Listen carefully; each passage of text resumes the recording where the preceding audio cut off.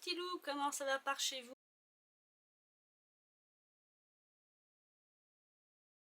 On se retrouve pour une nouvelle vidéo sur ma chaîne Madea Victoire. Donc là, je vais vous présenter des trouvailles que j'ai faites il y a un moment. Je me penche sur des trouvailles que j'ai faites lors d'une braderie Emmaüs. Comme je vous l'ai dit, pendant mon déménagement, il y a plein de choses que j'ai stockées et que je ne vous ai pas présentées. Donc c'est ce que je vais faire aujourd'hui, donc c'est un haul de l'ancien, et je vais rajouter des articles vintage que j'ai trouvés à ma friperie au poids. Donc pour ceux qui me suivent sur mes deux chaînes, j'ai fait un dernier haul friperie au poids, c'est le haul numéro 4. Tout le haul je l'ai fait sur ma chaîne La Classe Moyenne parce que la plupart des vêtements trouvés étaient plutôt récents, et des vêtements que j'accommode de manière vintage. Mais il y avait quand même 2-3 pièces anciennes donc que je vais inclure dans ce haul pour que ceux qui ne vont pas sur mon autre chaîne puissent les voir. Donc voilà mes petits loulous, vous me retrouverez quasiment dans la même tenue que d'autres vidéos précédentes, mais voilà, comme je vous l'expliquais, je fais mes vidéos pendant tout un week-end et je ne me change pas à chaque fois parce que c'est pas forcément évident de se changer, j'aurai pas le temps sinon. Donc voilà, je commence tout de suite, c'est parti pour ce haul.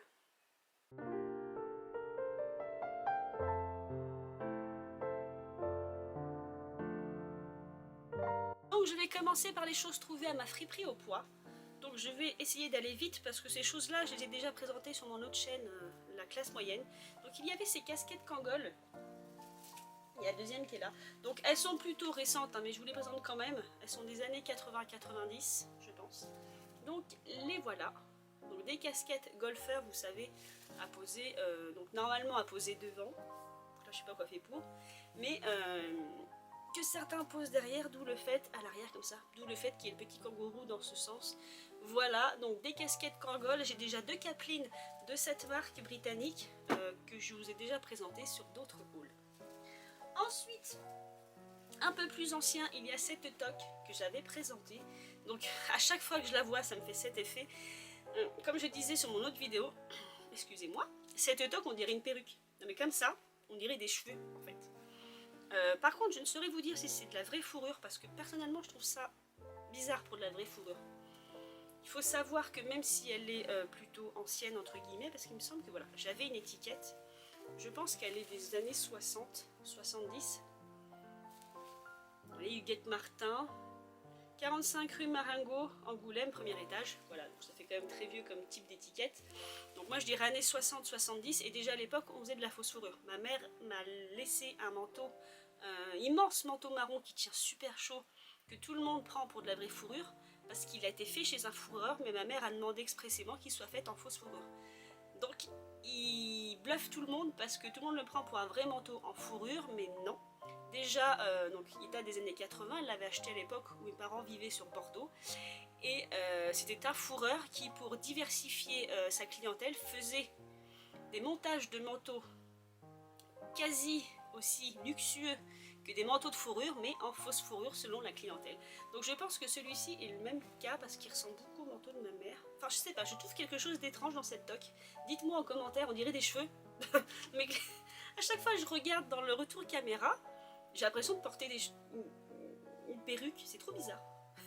Mais voilà, donc il y avait cette toque, et qui est du reste, présente pas tout, mais qui est du reste en très bon état et que je ne peux trop essayer à cause de mes cheveux. Voilà, ça donnerait ça. Ça fait très chapeau britannique, vous savez, là les chapeaux des Horse Guards. Mais c'est très bizarre, pour moi c'est pas de la vraie fourrure, c'est très particulier.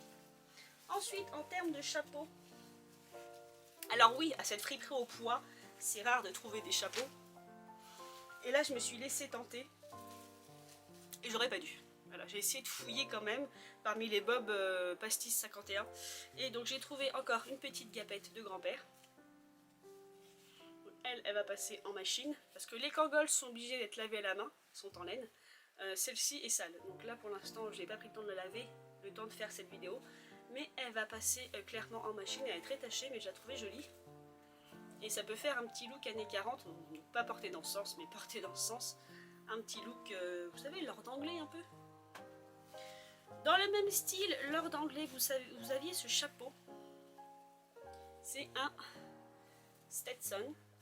Voilà, je ne sais pas de quelle époque. Il est comme ceci à l'intérieur, il est très très beau. Le motif, je ne connais toujours pas le nom, on dirait un pied de poule, clairement, mais de plusieurs couleurs en fait. Crème, vert, bleu et rouge. Il a comme une petite ceinture sur tout le tour, voilà, avec la plaque Stetson. Je ne sais pas si c'est pour homme ou pour femme. C'est une taille 56, 6, 7, 8e. Il est en laine, pure laine vierge. Il est en pure laine vierge. Par contre, l'étiquette qu'elle a me paraît pas vieille, mais je ne sais pas. Je le présente quand même ici parce que même s'il n'est pas ancien, il fait quand même très ancien de style. Pareil sur un petit look années 40, un peu campagnard. J'ai des tailleurs et des vestes dans ce style, donc ça ira très bien. Et ensuite, dernier chapeau que j'ai trouvé. Sur mon autre vidéo, j'en parlais déjà, j'ai toujours pas pris le temps de le faire et de faire quoi? De le reformer. Voilà, j'avais trouvé ce petit chapeau de paille bleu, complètement écrasé, d'ailleurs il est toujours écrasé. Voilà, il a son fil de fer qui passe autour, qui est tordu dans tous les sens. Ici, la couronne est complètement abîmée, c'est-à-dire qu'il ne se tient plus du tout. Par endroits, en fait, le tissu de doublure s'est défait de la structure interne en grillage qui fait la forme du chapeau. Il faudra le recoudre. Sans ça, il est pas trop abîmé parce qu'il n'est pas taché en fait, mais il a vraiment été écrasé quoi. C'est pas là, il n'a même pas été mal entreposé quoi, il a été écrasé. Et ce que je trouvais trop mignon, c'est qu'il a un petit nœud. Alors le petit nœud est rose clair en fait. Il est tenu par des épingles. Là il a été cousu. Mais là il est tenu par 2 épingles. Donc je sais pas, est-ce qu'il n'a pas été fini ce chapeau? Je n'en sais rien. En tout cas voilà, je l'ai laissé là pour l'instant, le temps de faire mon autre vidéo. Mais fatalement il va falloir que je le reforme, que j'y fasse quelque chose. Et il y a des endroits ça va être compliqué. Là par exemple on voit la structure à l'intérieur parce que le galon en gros grain qui fait le tour, vous voyez, c'est clairement décroché. Donc voilà pour mes petits chapeaux. Donc il y en a un qui va demander beaucoup de soins. Ensuite, dans ma friperie au poids, il y avait ce tablier. Donc ce tablier, en fait, je ne sais pas s'il est véritablement des années 60. Regardez comme il est trop mignon. Ou si c'est une réédition des années 90 d'un tablier années 60. Moi, je pense qu'il est vraiment des années 60. Mais je peux me tromper. Donc un tablier de cuisine. Il est vraiment, vraiment, vraiment trop mignon. Il y a de beaux petits détails et j'adore la colorimétrie. Cette espèce de rose saumon avec un bleu vert, les petites oies, la petite bobine de fil. Et le détail très amusant, c'est que les lanières pour vous l'attacher autour de la taille sont centimétrées en fait. Vous voyez, là on va de 76 dans mes souvenirs à 1,50 m, oui. Et l'autre côté, ça va de 1 cm pour rejoindre le tablier à 75, et donc vous reprenez 76. Et si vous le retournez, donc il est blanc derrière, il n'a les motifs que d'un seul côté, par contre le centimétrage est toujours présent. Donc voilà, je trouvais ça trop mignon et il a une poche devant, évidemment. Là, il a sa poche. Donc du fait du centimétrage, c'est pour ça qu'on voit aussi le thème des ciseaux, de la bobine, de l'aiguille, du porte-aiguille, voilà. Je le trouvais trop chou. Donc lui aussi d'ailleurs, qui passe en machine. Ensuite, là c'est beaucoup plus récent entre guillemets, mais je l'inclus quand même dans ce haul parce que ça reste de l'ancien. C'est une robe années 80. Donc je l'ai surnommée ma robe Miami. Et vous voyez, c'est le genre de robe, voilà, toute simple, avec une taille smokée au milieu pour resserrer et qui a une coupe droite. Elle est en polyester et j'adore ce genre de robe parce qu'elles sont très simples à porter. Voilà, l'été quand vous voulez un truc léger. Alors comme je disais dans l'autre vidéo, bon, le polyester tout le monde n'apprécie pas l'été. Comme je disais, il y en a que ça fait suer. Moi j'ai pas ce problème, donc elle sera très facile à mettre.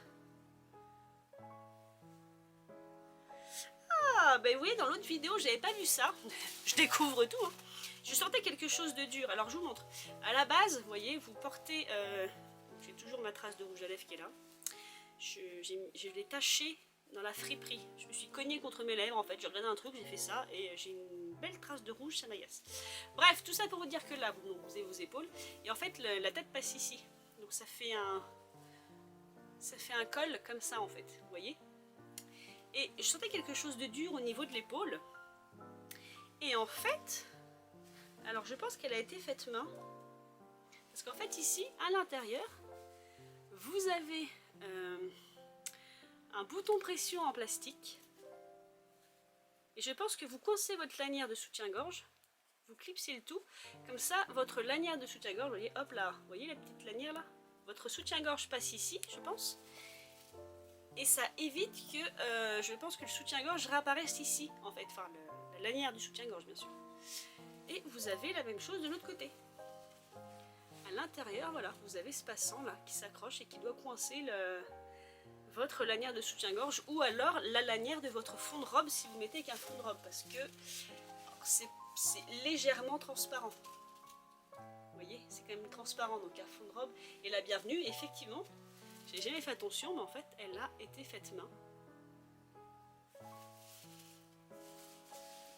Donc voilà, et les manches se resserrent aussi. J'avais pas fait attention, les manches sont vachement resserrées. Bref, à essayer et à passer en machine, ça m'en fait des lookbooks à faire. Vous n'avez pas idée. Ensuite, j'ai inclus dans ce haul cette jupe trouvée à la friperie au poids. Clairement pour moi ça c'est une jupe des années 70. Voilà, je vous la mets comme ceci. Et elle est de la marque Rhône Poulenc et c'est une jupe tergale. C'est pour ça que je la range dans les jupes années 70. Donc elle est d'une couleur taupe, elle a des plis devant.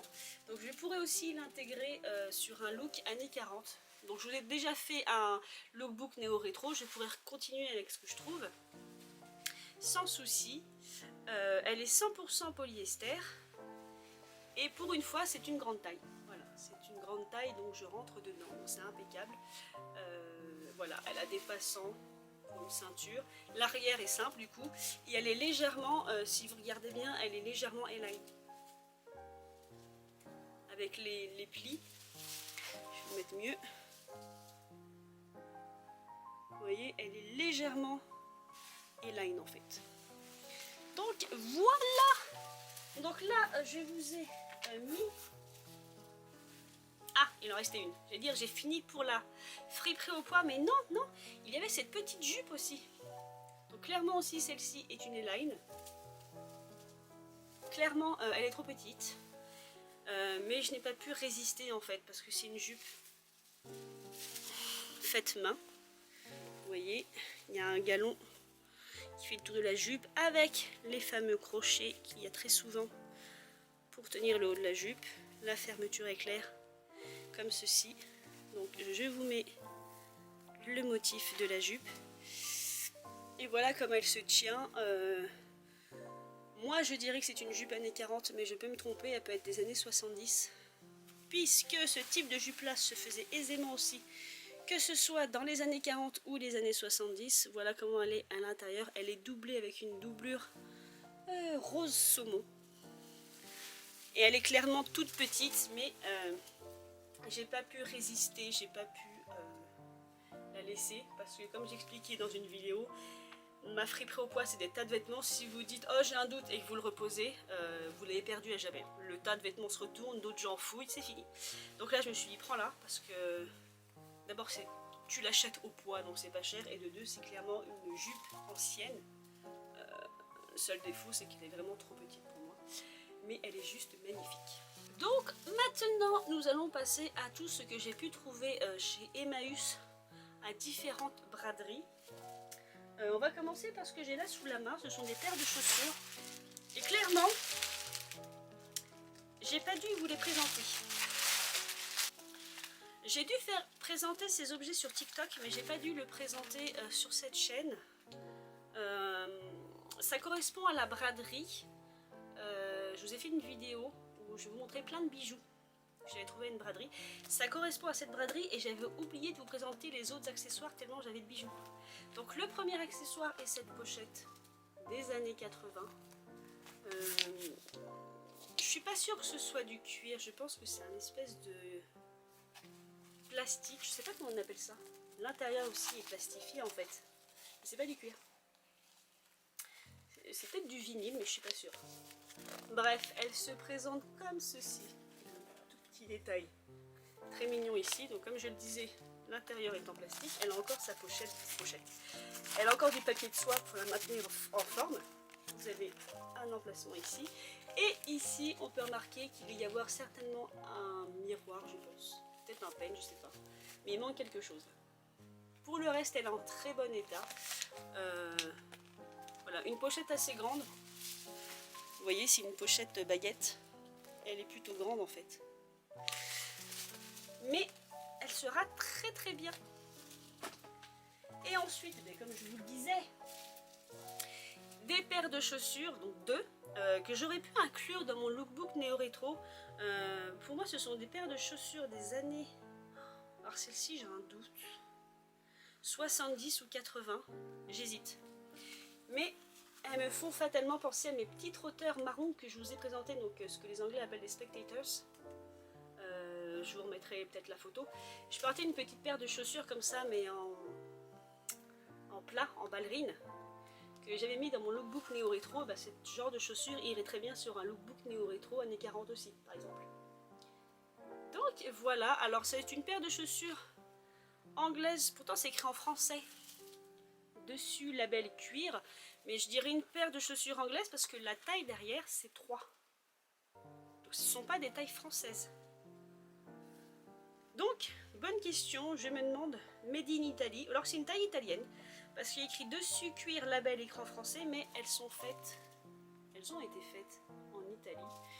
Et à cette braderie Emmaüs, c'était celle de Poitiers, j'ai dû les acheter... je sais plus si c'est 3,50 € la paire ou 2,50 € la paire, ça change d'une année sur l'autre, mais dans tous les cas, je ne les ai pas achetés plus de 4 €. Voilà. Donc ça, c'est la première. Et la seconde est beaucoup plus récente, certainement années 90, de la marque Élégance. Donc il me semble que c'est une bonne marque Élégance, Élégance Paris. Je vous mettrai des infos là si j'en trouve. Hop, que je vous les montre, voilà, en taille 37, cuir véritable. Elles sont molletonnées à l'intérieur, c'est pour dire que c'est une bonne confection. Et moi, c'est la couleur. Je n'ai pas cette couleur en paire de chaussures. Oui, messieurs, oui, mesdames. Malgré mes 200 paires de chaussures, il faudrait qu'un jour je vous les compte, mais je pense qu'on n'est pas loin de 250 paires de chaussures quand même. Je n'ai pas cette couleur. Voilà. C'est la couleur du Joker, je trouve. Le violet comme ça.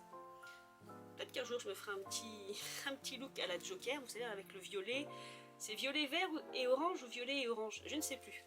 Mais voilà, elles sont comme ceci, elles sont plutôt en bon état, parce que même le talon va très bien. Et elle se présente, c'est un tout petit talon, donc c'est parfait pour trotter. Ça m'ira très bien. Et donc sur le devant, vous avez une plaque, là, il y a écrit Élégance en fait, voilà. Élégance Paris. Et donc là, on va enchaîner sur une braderie que j'ai faite à Emmaüs de ma ville, à Niort. Ça remonte il y a très longtemps, mais j'avais pas eu le temps de vous les présenter. Je vous présente tout ça maintenant. Donc on commence par le premier truc qui dépasse, qui est ceci. C'est une ombrelle chinoise. Alors les ombrelles chinoises, j'ai beaucoup de mal à les dater. Je ne peux pas vous dire quel âge elles ont. Je ne suis pas une experte en ombrelle. Voilà, mais elle ressemble à ça. Vous voyez comme c'est joli. Elle est abîmée celle-ci. J'en ai une qui est beaucoup plus abîmée que ça. Vous voyez ici, il y avait un trou. Et le plus gros trou est ici. Vous voyez, là je passe mon doigt. Parce que c'est en... Alors, normalement, les ombrelles comme ça chinoises sont en papier de riz, il me semble.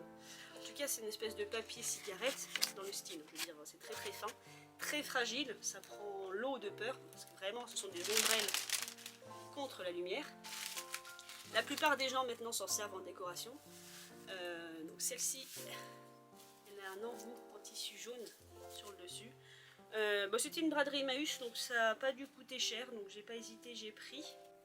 Et voilà, c'est mon premier article. Par contre, ne me demandez plus les prix parce que ça remonte à très loin et je ne m'en souviens pas. Là, j'y vais un petit peu à l'arrache. Il y a... Je vais vous nous avons cette robe.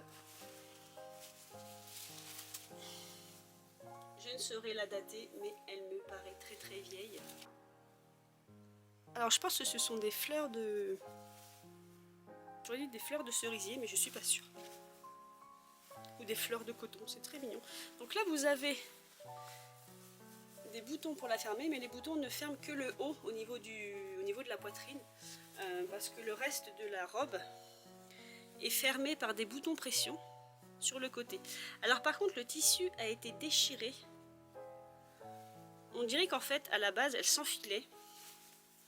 Vous voyez là, vous avez la couture et que quelqu'un a déchiré la couture et rajouté des boutons pression. Parce que c'est très bizarre.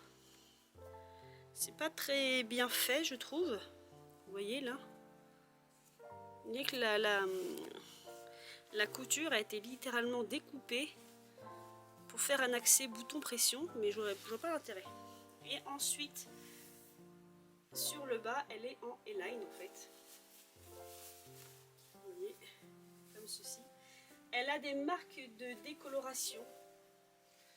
C'est-à-dire que là, vous ne vous rendrez peut-être pas compte, mais ici, la bande de tissu qui est au niveau de la taille est plus rouge que la bande de tissu, que le morceau de tissu qui est dessous. Je ne sais pas si vous voyez la différence de couleur. C'est un peu plus pâle en fait, donc elle a dû prendre un peu le soleil par endroit. Mais je ne saurais la dater. Donc là, celle-ci a encore son prix. Mais c'était en braderie, donc je l'ai peut-être acheté 4 €. Alors vous verrez peut-être plus ici. Elle a dû être très très mal entreposée. Ça rend pas forcément bien la caméra. Mais le col est plus rouge par exemple que le reste de la robe. J'ai une robe dans ce style qui ressemble. Si quelqu'un a une idée de la date, parce que pour moi elle fait ancienne, mais ancienne de quand, je ne sais pas. Et si je vous montre pas tout, j'aurais dit années 40, mais je suis vraiment pas sûre en fait.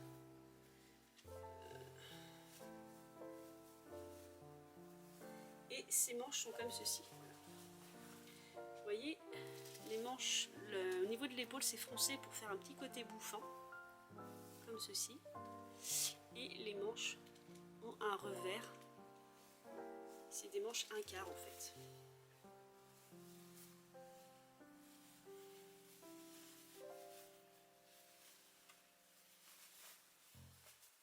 Après pour sûr, donc voilà pour la robe. Après pour sûr, c'est une robe pour moi qui a été faite main. Donc potentiellement ancienne. Ensuite je reste debout parce que j'ai une autre robe. Celle-ci beaucoup plus récente. Alors pareil, je me perds en conjecture, ce serait mieux. Donc pour moi ça c'est un motif clairement années 80-90. Hein. Mais vous avez ce genre de fermeture éclair. Vous voyez souvent sur les robes années 40, 50, jusque dans les années 70. Bon après c'est peut-être tout simplement une robe années 80 qu'une couturière a repris avec une vieille fermeture éclair. Parce que clairement par contre le tissu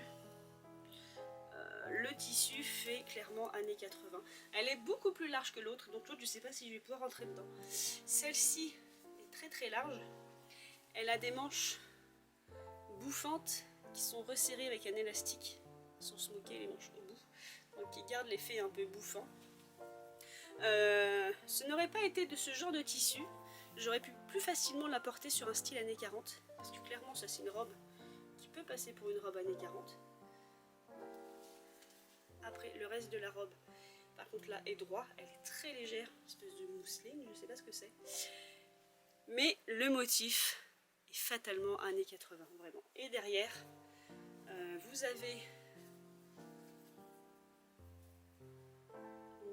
avez des points pour resserrer un peu le tissu, je ne sais pas si vous verrez bien. Et devant, je suis allée un peu vite. Devant, vous avez un empiècement en tissu ici, là, en V, pour cacher un peu le décolleté. Et c'est froncé au niveau de la taille, voilà. Voilà pour cette robe, mes petits loulous, qui va passer en machine. Ensuite, nous avons cette jupe qui a encore son prix. Alors cette jupe, pour moi, fait très années 70. Vous voyez ce genre de fermeture éclair? Donc elle irait très bien sur un style années 40. Elle est saumon. Elle a deux poches comme ceci. Donc je disais, elle irait très bien sur un style années 40. D'ailleurs, elle a été faite main. Mais je pense plutôt qu'elle est des années 70. Et alors le tissu, je vous jure, ma mère avait un dessus de lit qu'elle avait fait main qui était dans ce tissu. On dirait vraiment un tissu d'ameublement, mais pas de jupe. Clairement, on dirait une toile de jute en fait, dans le style. Hein. Et je suis sûre que ma mère nous a fait un dessus de lit dans ce tissu. Hein. Parce que moi, ça m'a fait tilt. Hein. Donc voilà comment elle se porterait. Elle va être légèrement serrée sur moi, mais ça devrait aller. Et donc voilà, pas grand chose à dire dessus. Elle est, je vais dire A-line, mais un peu plus corolle en fait. Et en fait, je la porterai peut-être pas sur un style années 40. Il y a quelque chose dans le tissu et dans la couleur qui ne va pas. Donc vraiment plutôt une jupe années 70 que je porterai sur un style années 70-80 peut-être. Donc voilà pour cette jupe. Coucou mes petits loups, j'ai dû couper puisque ma caméra n'avait plus de batterie, donc on recommence. Donc j'en étais restée à la robe il me semble. Donc je vais enchaîner. Alors, il va y avoir... Bon, je vais vous montrer le truc le plus idiot. Et qui va être très utile cet été. C'est ceci. Ma mère en avait un quand j'étais petite. Vous avez encore le prix dessus, 7 €. Mais par contre, c'était une braderie, donc je n'ai pas payé les prix indiqués. J'ai dû payer la moitié. Bref, pour tous les nostalgiques de la fin des années 80, début 90, ceci est un piège à mouches. Voilà. Qui va être fort utile puisque là où j'habite maintenant, c'est la campagne. Et comment vous dire, je suis entourée de champs. Et j'ai malheureusement fait la découverte l'été dernier que il y avait énormément de mouches dans le quartier. Donc voilà, on va tester ça, ce piège à mouches écologique. Parce que j'en ai marre des trucs non écologiques, vous savez, les turbans qui collent. C'est pas terrible, donc on va tester ça, voilà. Là, ça va être compliqué. À la base, je voulais pas l'acheter. Mais il me faisait de la peine, c'est ce chapeau. Bon, la lumière a changé entre le temps que je m'arrête et que je recommence, donc je suis un peu dans la lumière. Je vais essayer de trouver un peu d'ombre, voilà. Donc c'est ce chapeau, très très vieux chapeau en plumes. Voilà. Sauf qu'il est très abîmé et les plumes se sont défaites. Donc du coup je voulais pas le prendre, mais bon là c'était en braderie, donc c'était beaucoup moins cher. Et il a été complètement écrasé, vous voyez, et je vous l'ai sorti, il était plat, mais en fait il est comme ça, et il est littéralement déplumé. Mais je me dis, ce sont des plumes noires. Je devrais pouvoir remplacer les plumes perdues, en fait. Donc, je sais pas si vous verrez bien, parce que le soleil me joue des tours. Vous voyez, toute cette partie-là, il n'a plus de plumes. Donc voilà, je vous le présente vite fait. Donc il a en fait une résille. Je vais mieux vous la montrer comme ça. Voilà, il a une résille sur ses plumes, ce qui a sauvé certaines plumes. Mais ne les sauvera pas toutes, donc je vais essayer de voir ce que je peux en faire. Parce que, clairement, toute cette partie-là, il est littéralement, vous voyez, déplumé. Voilà, le terme est exact, il est déplumé. Donc voilà pour ce premier chapeau, car oui, bon, cette braderie là c'était vraiment pas cher et ils avaient plein d'arrivages de chapeaux. Alors ça ressort même pris la poussière pendant le déménagement, donc je m'en excuse. Vous avez celui-ci, wow. Celui-ci qui est tout noir, qui n'a rien d'extraordinaire à part son design. Il a un design très... Il a un design un peu calot, mais en fait c'est un chapeau rond. Voyez, et sur le côté il a ce petit détail, des faux boutons qui font des sortes de petits nœuds en fait, voilà, noir et blanc, posé sur un assemblage. Bon, cette lumière de soleil n'est pas terrible en fait. Voilà, poser sur un petit assemblage comme ceci. Donc je pense que c'est un chapeau qui se porte comme ça, et je ne saurais vous dire l'année.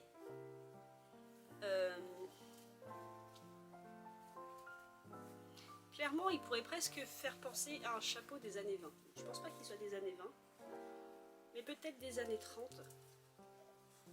Par son côté rond, sa structure. Il est noir, mais il a beaucoup de détails et une façon de se porter, je pense qu'il doit être assez intéressante. Vous avez celui-ci, donc celui-ci est abîmé au niveau de sa voilette.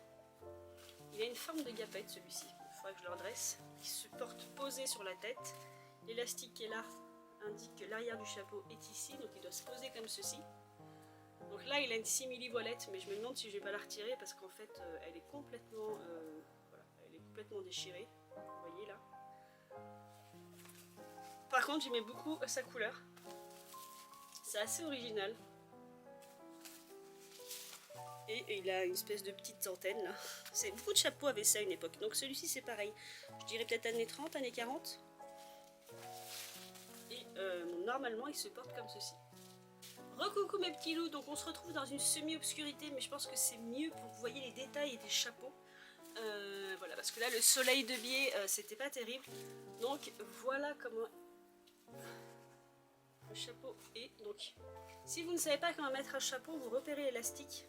L'élastique doit se mettre à l'arrière de la tête. Donc vous voyez, il n'est pas au milieu du chapeau, l'élastique, il se trouve à peu près à 1/3, 2/3. Et donc le 1/3, c'est l'arrière de votre crâne en fait. Donc il doit se poser comme ça. Donc, et peut-être qu'il se posait en avant, comme une gapette, mais un peu plus en avant, vous voyez. Comme ceci, bon là il est complètement déformé avec la voilette qui tombe devant comme ça, sur le visage. C'est plutôt mignon je trouve. Mais voilà, à voir ce que je fais de la voilette et à réparer. Ce qui m'attriste un peu, c'est que je collectionne les chapeaux, mais comme je ne sors plus vraiment en ce moment, je n'ai pas l'occasion de les porter. Ça me fait vraiment de la peine parce que j'adore ça, les chapeaux. Ensuite, nous avons celui-ci qui s'est fait écraser dans le voyage, c'est pas terrible. Donc un chapeau de paille, alors celui-ci d'une couleur que je n'avais pas souvent. Ça doit être jaune. Mais jaune avec des sous-tons marrons en fait. Et vous avez un ruban tout autour. En espèce de matière résille d'une couleur un peu saumon. Donc lui, il a une étiquette haute mode, Madame A. Ruel, 6 rue du Champ d'Épreuves, Corbeil. Voilà. Donc voici son étiquette. Donc là, définitivement années 50, années 40, années 50, années 50 peut-être celui-ci. Donc comme je vous le disais, bon là l'étiquette vous l'indique. Dans quel sens se porte le chapeau. Comme vous pouvez le voir, l'élastique est plus près de l'étiquette, donc à l'arrière du chapeau qu'à l'avant. D'ailleurs, l'élastique est en très bon état. En général, c'est ce qui disparaît le premier sur les chapeaux. C'est que l'élastique meurt en fait. Il meurt. Il vieillit mal pour le coup. Donc là, il s'est déformé. Il faut vraiment que je le reforme. Ce qui est assez amusant, c'est de voir que sur le derrière, le tissu qui fait le tour du chapeau fait le tour et repart à l'intérieur. Vous voyez. Et il a une double couronne, c'est-à-dire que votre tête se pose là où vous avez le bandeau orange en gros grain et que le chapeau repose par-dessus. Donc, je vais peut-être pouvoir le mettre. Donc, c'est pas un chapeau cloche, mais il se porte un peu comme un chapeau cloche. Voilà. Il se porte un peu comme ça. Vous voyez? Donc là, il faudra que je le reforme, mais ça fait comme un... En gros, vous ressemblez à un abat-jour. Voilà. Vous voyez l'abat-jour posé sur une lampe, c'est ça. C'est un chapeau abat-jour. Il se pose comme ceci, voilà. Pas en arrière, je pense pas. Alors après, je pense que vous pouvez le porter en arrière. Après tout, le chapeau, vous en faites ce que vous voulez. Par exemple, avec des cheveux comme ça ou quelques fleurs, ça peut être mignon. Mais je pense qu'il doit peut-être plutôt se poser sur l'avant, comme ceci. Donc voilà pour celui-ci. J'ai 1 milliard de chapeaux. Si un jour je vous fais une vidéo collection chapeaux, c'est pareil. Hein. Prenez un café, 6 paquets, 2 gâteaux, des vivres et de quoi boire pendant 6 jours parce que ça va être long. Parce que là, j'ai encore des chapeaux. Hein. On va passer à des chapeaux un peu plus récents. Décidément, ils ont mal vécu mes chapeaux. Dans une autre braderie, j'en ai trouvé un autre dans ce style. Ça, c'est un chapeau années 60 que j'appelle les chapeaux Moods. J'en ai un autre dans ce style que je vous ai présenté. Je ne sais plus où il est rangé. Celui-ci, il est en espèce de... C'est du poil ras, mais on dirait de la feutrine. Il est gris. pareil, le ruban est un peu dans le même ton que le chapeau en fait. C'est un ruban rose pâle. Il a juste un petit anneau ici. Il n'a pas d'étiquette, il n'a pas d'élastique. Vous voyez, l'intérieur complètement vide. Et ça, c'est un chapeau années 60. Fin 60, enfin de 60 jusqu'à 70. Voilà, sur une tenue années 70, ça passe. Pour moi, c'est plutôt vraiment fin 60, début 70. Voilà, vous le portez comme ceci, posé. Et assez étonnamment, quand je vous dis que les modes reviennent, donc ça c'est un style années 70 en particulier, mais je me souviens une de mes sœurs dans les années 90, cette forme de chapeau était revenue, mais plutôt avec des chapeaux entre le bob et celui-ci, vous savez, en velours. Je vous mettrai des photos de groupes qui me reviennent. Il me semble que Jamiroquai en avait des comme ça. Jamiroquai, il y a un groupe, Four Non Blondes, elle porte un chapeau de cette forme-là, mais en velours noir. Et c'était vraiment revenu à la mode dans les années 90, ce genre de chapeau haut, entre guillemets. J'ai complètement moisi ma coiffure, mais ça ira très bien. Et le dernier, qui est à cheval, donc celui-ci, si celui-ci est des années 60, fin 60, début 70, ça c'est son grand frère, qui doit être normalement à cheval entre les années 50, fin 50, début 60. Voilà, on a là, je vous ai montré à peu près tous les chapeaux à suivre. Donc celui-ci, pareil, j'aime beaucoup sa couleur. Si je vous le montre, c'est mieux parce que j'ai pas beaucoup de chapeaux noir et blanc en fait. Clairement, alors on dirait de la paille, mais là c'est de la paille lustrée, donc je pense pas que ce soit du plastique. Je pense que c'est une sorte de paille vernie. Je sais pas comment ils faisaient ça à l'époque. Bon bref, peu importe. Donc il est plutôt plat sur le dessus, donc je pense qu'il est comme ceci en fait, voilà.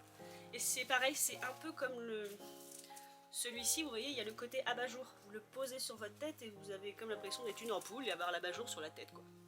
Donc comme je vous l'expliquais, l'élastique, un tiers, deux tiers, donc l'arrière est ici. Donc là, effectivement, vous voyez, c'est ce que j'appelle un vieil élastique. Celui-ci est complètement usé. Parce que souvent, l'élastique servait à tenir dans les cheveux, donc ils étaient enlevés, remis, enlevés, remis. Et c'est un artefact du chapeau qui disparaissait assez vite, finalement. Donc vous avez pareil le principe du ruban gros grain qui fait le tour du chapeau comme ceci et qui finit sur l'arrière comme ceci de manière assez chic. Et sur le devant vous avez un empiècement tissu avec deux petits rivets en laiton qui rappellent le chapeau tout bêtement. Et donc sur une petite coiffure, donc là pour moi c'est vraiment fin 50, début 60, vous le portez comme ceci, voilà. Et je lui trouve un air très Chanel. C'est-à-dire que même si c'est un chapeau, on va dire 50-60, je me prends un tailleur des années 90, noir et blanc, je mets ça par-dessus, ça passe aussi, parce que ce genre de chapeau, le chapeau est intemporel. Il y a des formes spécifiques à certaines époques, même si on n'est pas connaisseur, ça nous parle, genre les chapeaux cloches, tout le monde pensera début du siècle dernier, pas forcément à la bonne décennie, mais tout le monde pense que chapeau cloche, ils vont dire, oh, mais ça c'est années 10, années 20, années 30, voilà. Mais par contre, beaucoup de formes de chapeaux ont été retravaillées, reprises, reprises. Enfin, vous prenez le Panama, comme je disais, vous prenez la capeline. C'est des chapeaux qui ont été déclinés de décennie en décennie, en fait, selon les modes. Donc ce petit chapeau-là, qui pour moi est vraiment 50-60, vous pouvez le reprendre sur une tenue années 90. D'ailleurs, l'autre jour, j'ai re-regardé le film Pretty Woman, et elle a des tenues et des chapeaux qui, dans d'autres détails et d'autres couleurs, pourraient passer pour des tenues années 50, très facilement. Donc ça, c'était pour les chapeaux, ils sont entassés, c'est beau. Pareil, hein, si un jour je me mettais à compter mes chapeaux, je pleurerais. Je me demande si j'en ai pas plus que les chaussures. Je suis catastrophante. J'y pensais tout à l'heure, là, le temps que ma caméra charge, j'étais en train de voir tous les hauls que je vous ai depuis un moment. Je me dis, mais tu pourrais ouvrir un musée, en fait. Et mon dressing sera un musée. Ensuite, en parlant de choses improbables que j'achète, mais que j'ai pas forcément besoin, mais c'est une manie, c'est ça. Les lunettes. Il faut que j'aille chez l'opticien voir si celle-ci, il peut me les faire à la vue. Clairement, ça, c'est des lunettes années 40. Voilà. Je présume des lunettes hommes, par contre. Mais je présume. Hein. Et elles ont encore ce système qui se faisait beaucoup dans les années 10, 20 et 30. Voilà. Où vous avez la branche qui fait le tour de l'oreille. Pépé qui avait ça avait une très mauvaise vue, donc je peux essayer de les mettre, mais je voudrais pas m'arracher les yeux. Déjà, mettre derrière l'oreille, c'est pas évident. j'ai envie de dire. Tout un style, j'ai envie de dire, toute une aventure. Mais alors mettre ça, quand vous avez des boucles d'oreilles, c'est absolument pas évident. Je pense que ce sont des lunettes d'homme. Par contre, les branches, elles sont d'un fin. Elles se tordent à volonté. Hein. Ouais, voilà, elles sont en bon état. Bon, elles sont un peu poussiéreuses, il faudra que je les astique. Elles ont pris la poussière dans l'aménagement. Mais elles sont en très bon état. Le plastique, alors autour, je sais pas ce que c'est. Si c'est de la bakélite, je sais pas quel genre de plastique ils utilisaient pour les lunettes dans les années 40-50. Tout ça, c'est 40-50 pour moi. Mais il n'a pas l'air abîmé. Donc comme je vous l'expliquais, si vous avez des vieilles lunettes que vous voulez faire changer les verres chez un opticien, moi mon opticien m'avait expliqué, si le plastique ici a jauni ou est fendillé, ce ne sera pas possible. Parce qu'il faut qu'il chauffe le plastique pour retirer le verre et pouvoir en mettre un autre. Donc si le plastique à ce niveau-là est vraiment trop abîmé, il ne le fera pas. Là, le plastique autour m'a l'air correct, donc on pourra tenter, quand je reverrai l'opticien, de les faire mettre à ma vue. Il n'y a pas de raison. Ensuite, vous voyez, il y a encore une plume du chapeau qui se promène, pauvre chapeau. Ensuite, quelque chose que je n'avais pas acheté depuis longtemps, et j'en avais profité pendant cette braderie, ce sont les gants. Donc des gants, c'est pareil, hein. N'achetez pas forcément des gants chers, sauf si c'est vraiment des gants exceptionnels, hein, parce que ça peut arriver, notamment les gants opéra, d'une certaine époque, sont plutôt rares. Mais sans ça, des gants, comme je vais vous le montrer, j'en ai toujours vu tout le temps à Emmaüs. Donc la première paire de gants, c'est celle-ci, donc pas forcément bien à ma taille, mais ça c'est un gant classique, c'est le gant crocheté en fait, voilà, en laine, fait main. Alors celui-ci a 2 trous, il y en a un ici et un ici, bon, c'est du crochet donc rattrapable, pas tout à fait à ma taille, mais après ça reste une matière qui s'étend un peu. Mais voilà ce que ça donne, c'est très très beau. Ça c'est pour la première paire de gants, alors là j'ai pas les prix, mais à mon avis ça n'a pas dû coûter cher, vraiment pas. Alors la seconde est attachée. Et la seconde, j'ai pas l'impression qu'il y ait un sens particulier. On va le mettre dans le sens. Donc la seconde paire est attachée, c'est normal. Voilà, le même principe mais en blanc. Alors la noire, je pense qu'elle est plutôt âgée entre guillemets. Celle-ci, je ne sais pas trop. Des gants en crochet, ça s'est fait longtemps, les années 60, les années 50, les années 40, les années 30, les années 20. Parfois c'est au style qu'on peut reconnaître. Pour les blancs, j'ai vraiment un doute. Hein. Je pense pas qu'ils soient si âgés que ça. Ça m'a l'air plutôt récent. Les noirs peut-être déjà, les années 40, les années 50.